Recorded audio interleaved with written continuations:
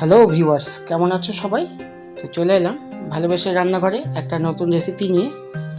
তো আজকের আমি তোমাদের চিকেন চিজ স্প্রিং রোলের রেসিপি দেব। তো চিকেন চিজ স্প্রিং রোল তোমরা খেয়ে থাকো বা খেয়েছো অনেকেই। তো এই রেসিপিটা দেবো। তো তার আগে বলে রাখি, এখন পর্যন্ত যে সমস্ত ভিউয়ার্স আমার চ্যানেলটাকে সাবস্ক্রাইব করোনি তারা প্লিজ আমার চ্যানেলটাকে সাবস্ক্রাইব করো, পাশে থাকা বেল আইকনটি ক্লিক করে অল নোটিফিকেশন করে দিও, যাতে আমার সমস্ত ভিডিও সবার আগে তোমাদের কাছে পৌঁছয়। আর আমার ভিডিওগুলো লাইক ও শেয়ার করো, আর কমেন্ট করতে অবশ্যই ভুলবে না আমার ভিডিওগুলো কেমন লাগছে। তো চলে আসি মূল রান্নায়। এখানে আমি প্রথমে চিজটাকে স্লাইস করে নিচ্ছি। এই যে এরকম দেখতে পাচ্ছ, পাতলা পাতলা করে স্লাইস করে নিচ্ছি চিজ কিউবটা থেকে। তো এইভাবে পাতলা স্লাইস করে নিয়ে এগুলো রেখে দেবো। তো যাই হোক, এরকম সমস্ত চিজগুলোই স্লাইস করে নেওয়া হলো। এবার স্প্রিং রোলের শিট নিয়ে নিয়েছি। এই স্প্রিং রোলের শিট তোমরা যদি কেউ রেসিপি চাও তো আমার ডেসক্রিপশন বক্সে দিয়ে রাখবো, সেটা দেখে তোমরা দেখে নিতে পারো কীভাবে স্প্রিং রোল শিট বানাবে। সঙ্গে দিচ্ছি আমি চিকেন স্টাফিং।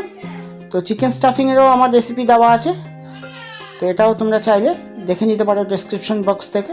তারপর উপরে চিজ দিয়ে দুপাশটা আগে মুড়ে নিতে হবে। দুপাশটা মুড়ে নিয়ে এইভাবে ফোল্ড করে নিতে হবে, তারপর এইভাবে রোল করে নিতে হবে। তো এই গেল একটা। দ্বিতীয়টা দেখাচ্ছি আবার। তো এইভাবে চিকেন স্টাফিং দিয়ে দেবে। খুব বেশি দেওয়া যাবে না, যতটা লাগে ততটা, বেশি দিলে আবার ওভার ক্রাউড হয়ে যাবে। তো তারপরে এরকম চিজ স্লাইসগুলো দিয়ে দেবে। চিজ স্লাইসগুলো দিয়ে দেওয়ার পর তারপর দুপাশ থেকে আবার মুড়িয়ে দেবে। মুড়িয়ে দিয়ে আবার পিছন থেকে নিয়ে এটা এইভাবে রোল করে দেবে। খুবই সহজ প্রসেস, একবার দেখলেই তোমরাও করতে পারবে খুব সহজেই।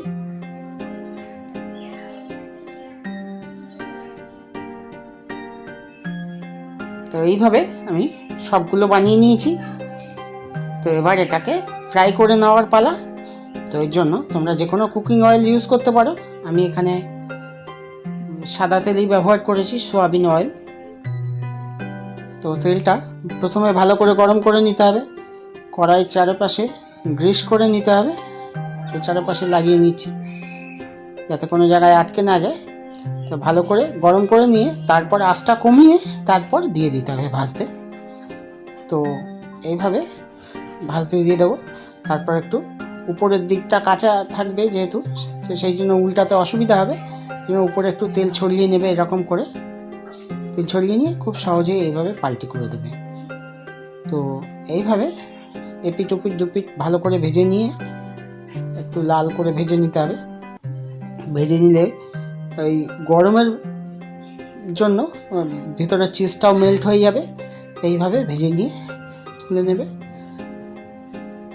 তো এইভাবে সবগুলো একের পর এক ভেজে নেব। তো এই ছিল আমার